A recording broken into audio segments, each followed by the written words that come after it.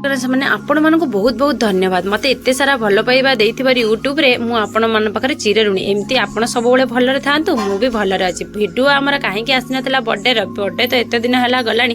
ଆପଣମାନେ ତା ପଛରେ ଥିବା କାହାଣୀଟି ଶୁଣନ୍ତୁ। ଭାଇ ଭଉଣୀ ଭିତରେ ଝଗଡ଼ା ଲାଗିଥିଲା। କାହିଁକି ଲାଗିଥିଲା? ସେ କହିଥିଲା ଭୁବନେଶ୍ୱରରୁ କେକ୍ ଆସିବ, ମୁଁ କହିଥିଲି କଟକରୁ ଆସିବ। ଏମିତି ତ ଝଗଡ଼ା ହୁଏ, ଆପଣମାନେ ଜାଣିଥିବେ। ଏଇଠି ମୋ ଧନର କେତେ କାନ୍ଦ ଦେଖନ୍ତୁ। କହୁଛି ମୁଁ ଆଗ ସବୁ କେକ୍ କାଟିବି, ନହେଲେ ସବୁ ଗୋଇଠା ମାରିକି ତଳକୁ ଫୋପାଡ଼ି ଦେବି।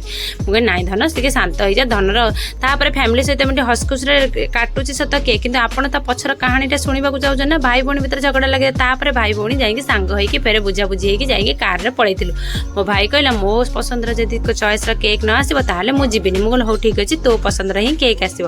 ତାପରେ ଆମେ ସମସ୍ତେ ମିଶିକି ଯାଇଥିଲୁ କେକ୍ ଆଣିବା ପାଇଁ। ତାପରେ କେକ୍ ଭଲରେ ଆସିଥିଲା। ଆଉ ତା ସହିତ ଆମେ କେକ୍ କାଟିକି ଏଠି ସମସ୍ତଙ୍କୁ ମୁଁ ପିସ୍ କହିଥିଲି। ଆପଣମାନେ ତ ପାଖରେ ନାହାନ୍ତି, ଯେଉଁମାନେ ମୁଁ ଖାଇନାହାନ୍ତି ସେଥିପାଇଁ ବହୁତ ସରି। ଆଉ ଆମ ଘରେ ହେଇଥିଲା ସେଥିରେ ରୁଟି, କ୍ଷୀରି ଆଉ ପୋଟଳ ତରକାରୀ, ଜାଣିଥିବେ ରାତିରେ ହେଇଥିଲା। ଭାଇ କହିଲା ମୋ ଭଉଣୀ ପାଇଁ ଏତେ ହେଉଛି ଆଉ ମୋ ପାଇଁ ତ କିଛି ହେଉନି।